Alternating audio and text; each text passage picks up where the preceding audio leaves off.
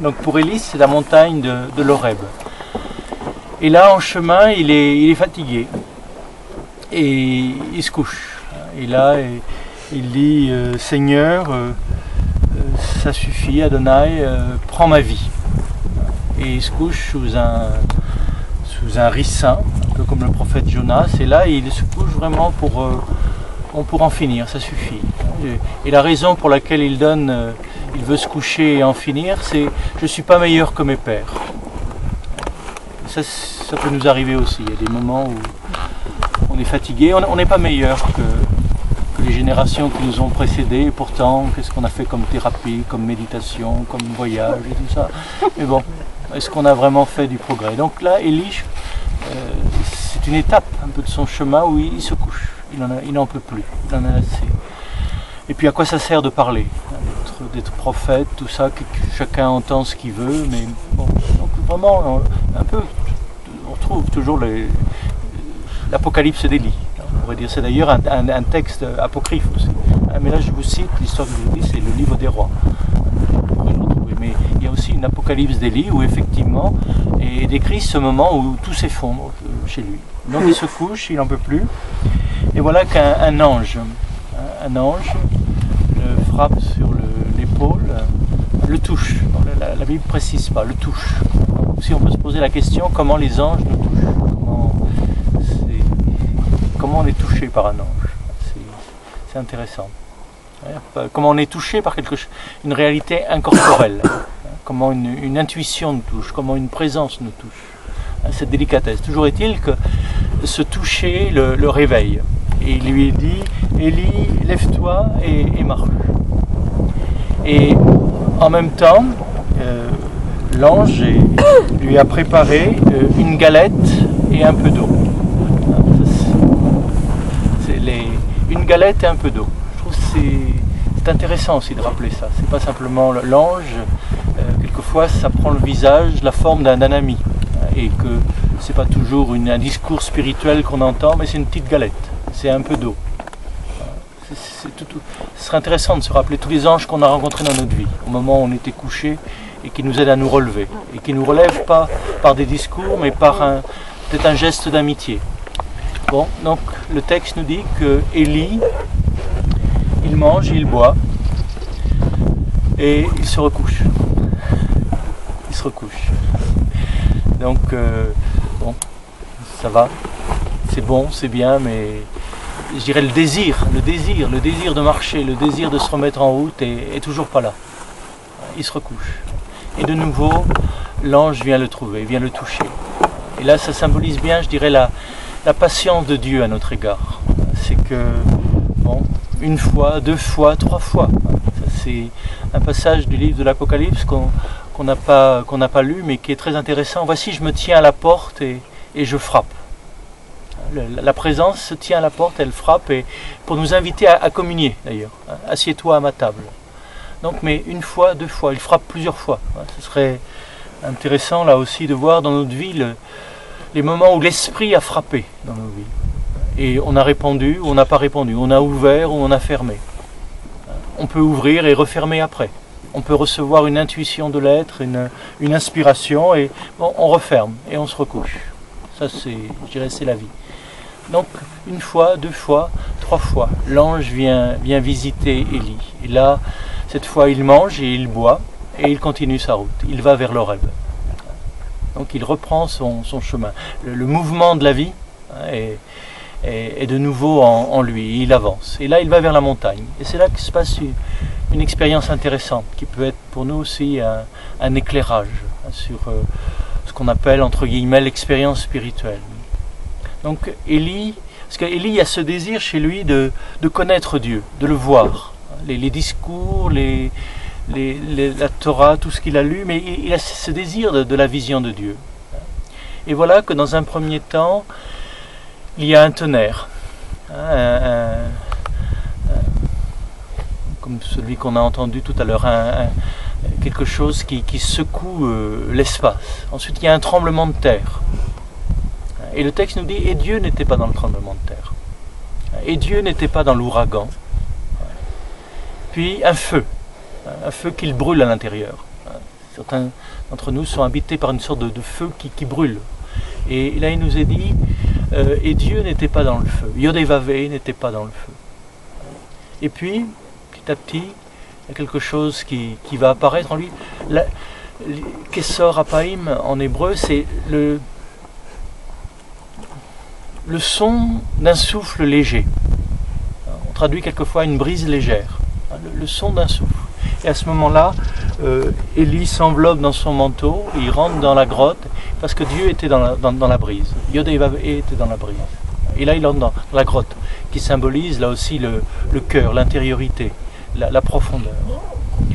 Et là, les anciens, donc, dans la tradition monastique ou autre, on dit que ce texte est très important, parce qu'il nous rappelle qu'on vit tous des tremblements de terre, des ouragans, des feux. Un tremblement de terre, c'est aussi un tremblement de corps. Je dirais, il y a la présence de l'être, il y a une expérience qui nous... Le corps est secoué. On est secoué dans tous les sens du terme. Et là, ce qui nous est dit que c'est pas Dieu. C'est une manifestation de Dieu. C'est une manifestation de l'être. Et que, quelquefois, ce qu'on prend pour Dieu, c'est des choses extraordinaires, fantastiques. Quelque chose qui... On sent quelque chose. Là, ça nous secoue, ça nous ébranle, toute la terre tremble. Le corps tremble, notre pensée tremble, nos émotions tremblent. Et pourtant, c'est pas Dieu. C'est pas Yodévavé, c'est pas l'être. C'est pas l'être. Quelquefois, ce feu de la Kundalini, ce feu de l'énergie qui s'élève, le feu du buisson ardent. Et là, il nous est dit, c'est une manifestation de l'être. C'est une manifestation de l'énergie. Mais l'être est au-delà de l'énergie. Et alors là, on arrive à ce moment, la brise légère. Ce qui nous est dit, c'est que la présence de Dieu, c'est peut-être dans le souffle qu'il s'agit de la chercher. C'est pas l'extraordinaire. Dieu, c'est pas l'extraordinaire, c'est pas le fantastique. On est à la recherche du merveilleux, de toutes sortes de choses. Et peut-être que Dieu, Yodévavé, l'être qui est ce qu'il est, c'est ce qu'il y a de plus simple. C'est le souffle de notre souffle. C'est un souffle léger. Et là, bon, à ce moment-là, Élie s'enveloppe et il découvre qu'effectivement, dans ce souffle, Dieu est présent. Et que c'est pas, je dirais que c'est pas rien, parce que dans le souffle, il y a le nom sacré de Dieu. Vous vous en souvenez? Quand on parle de Dieu, on traduit Yahvé, Jéhovah. Vous vous souvenez? Alors que dans le nom, le tétragramme, il n'y a pas de voyelle. Yodévavé, c'est 4 consonnes et c'est imprononçable. Et là, bon, excusez-moi pour ceux qui connaissent l'histoire, mais c'est passé un petit peu comme ça.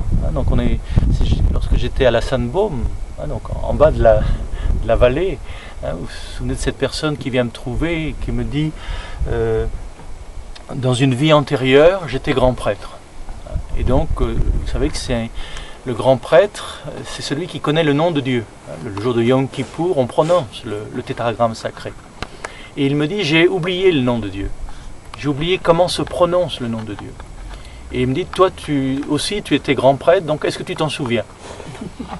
Alors je lui dis d'abord, je ne me souviens pas d'avoir été grand prêtre. Et ensuite, non, je ne me souviens pas. Je me souviens pas. Mais bon, puisqu'on est là sur une montagne sainte, peut-être que la montagne va nous répondre. Dans ces cas-là, je dirais, faut interroger la pierre, faut interroger les éléments, le langage de la création. Je dis, puisque nous sommes à la Sainte-Baume, c'est une montagne sainte, où il y a de l'autre, où il y a de la présence de l'inconnu qui est là, peut-être qu'en marchant, on va découvrir ça. Donc, il s'est passé ce qui vient se passer pour nous, c'est-à-dire on est monté sur la montagne. Un petit peu vite, parce que j'étais un peu inquiet. Je me dis que c'est quand même une grave question, le nom de Dieu et tout ça. Et là, on arrive un peu comme les dernières marches. Certains d'entre vous n'étaient pas loin du nom du tétragramme. Vous savez. Donc, arrivé au sommet, tout d'un coup, il recherche à reprendre son souffle. Je dis, écoute. C'est pas Yahvé, c'est Yahouf. C'est chez Martin Buber, chez d'autres, la translittération du nom ineffable, c'est Donc le nom de Dieu, encore une fois, c'est imprononçable. Et c'est dans le souffle qu'il est. Et pour nous deux, ça a été vraiment une expérience très forte, parce que ce jour-là, j'ai compris que qu'on soit croyant ou qu'on ne soit pas croyant, on respire. On respire. Et que dans le secret de notre souffle, il y a le nom de Dieu. Il y a le nom de Yod et Vav E. Et si on écoute son souffle, on n'est pas loin de Dieu. Et là, on rejoint l'expérience d'Élie. C'est pour ça que chez les moines, il y a Élie au Carmel, vous savez, en Israël. De nouveau, on fait mémoire d'Élie, de la grotte d'Élie. Les carmes, c'est un ordre monastique, de Saint Jean de la Croix, Thérèse d'Avila. C'est l'esprit d'Élie. C'est-à-dire cet esprit, je dirais, ce sont des personnes qui ont une soif, un désir de Dieu, et qui veulent sentir les choses. Thérèse, c'est une grande sensuelle. C'est incroyable. Et qui veut ressentir, qui veut voir, qui veut expérimenter. Il y a toutes sortes d'expériences qui arrivent. Tremblements de terre, des visions et tout ça. Et à chaque fois, on découvre que Dieu est encore tout autre. Il est au-delà de tout ça. Pour arriver à cette expérience qui est peut-être la plus intime, la plus intime et la plus ultime. Je dirais le plus saint, c'est pas le plus fantastique, c'est peut-être le plus simple aussi. Et c'est dans le souffle que la présence est cachée. Notre vie ne tient qu'à un souffle. Et dans le souffle, il y a le nom de Dieu. Et vous comprenez ainsi pourquoi, sur la montagne de la transfiguration, autour de Jésus, il y avait Moïse et il y avait Élie. Moïse, si vous voulez, c'est le révélateur du nom, je suis. Et Élie, c'est le révélateur, je dirais, du souffle qui est au cœur du nom. C'est pour ça que Jésus dira à la Samaritaine, aujourd'hui, ceux qui adorent le Père, ceux qui adorent la source, le principe, ce n'est ni sur cette montagne ni à Jérusalem, mais c'est en pneumati kai aletheia qu'il s'agit d'adorer le Père. C'est-à-dire c'est dans le souffle et dans la vigilance. En pneumati, dans le souffle. C'est dans le souffle que tu retrouveras ce que Élie a contemplé. Et c'est dans la vigilance que tu découvriras le je suis qui est présent, le nom et le souffle. C'est la prière du cœur. Bon, je crois que c'est un bon lieu ici pour nous rappeler, je dirais, la prière d'Élie. La prière d'Élie, la prière dans le souffle, c'est-à-dire j'écoute le souffle qui nous inspire, qui nous expire, et dans ce souffle, j'écoute, je suis, la présence du nom, Yod et Vav. Et ça, c'est un bon exercice donc pour le retour, mais surtout pour la montée. C'est-à-dire, vous savez, quand on n'en peut plus, c'est simplement invoquer. Quand il y a de la colère, quand il y a des pensées, inspirer, expirer plus largement, plus profondément. Et le souffle nous lave, nous nettoie. On entre vraiment dans la prière hésychaste. Donc la prière des moines orthodoxes, la prière du mont Athos, la prière normalement des moines qui vivaient ici. On se retire, je dirais, sur la montagne pour être à l'écoute de cette brise légère. Parce que ça ne fait pas de bruit, ça ne fait pas d'éclat, c'est pas du fantastique, c'est pas de l'extraordinaire, mais c'est la source même de la vie. Notre vie ne tient qu'à un souffle, et dans ce souffle, il y a le nom. Bon, c'est l'histoire d'Élie, mais c'est aussi notre histoire. Oui. Je vous pose une question sur le ricin. Parce que au début, vous avez dit qu'il dormait sous un ricin. Un ricin. Et en Inde, on utilise l'huile de ricin pour calmer le feu.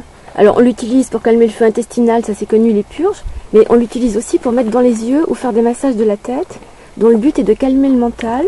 Et justement, que le mental soit sage et que l'intuition puisse venir. Et je trouve ça joli qu'ils dorment sous un... Oui.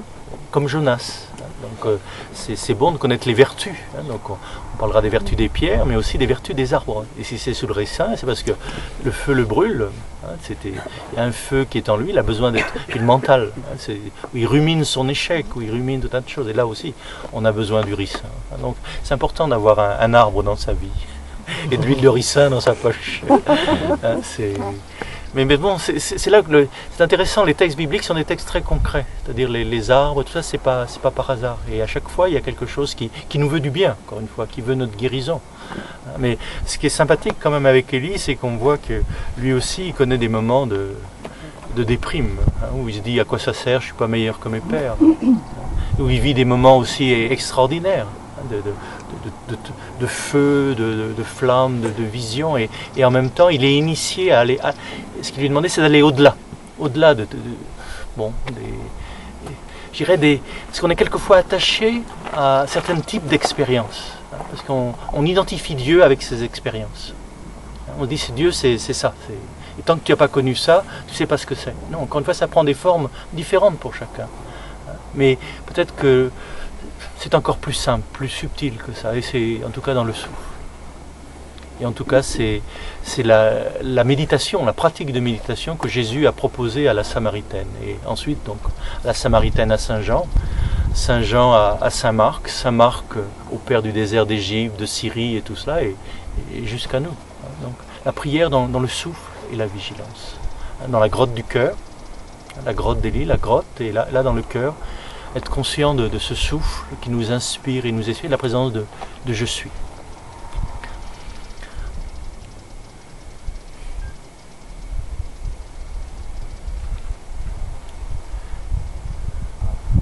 Donc quelques instants peut-être écouter le souffle qui respire en nous, cette brise légère, un peu fraîche, et le nom. Simplement avec peut-être la conscience, simplement se le redire intérieurement. Ça peut être une bonne méthode quand on est emporté par les pensées, submergé par les émotions, de se rappeler la présence de celui qui est là, et qui respire en nous.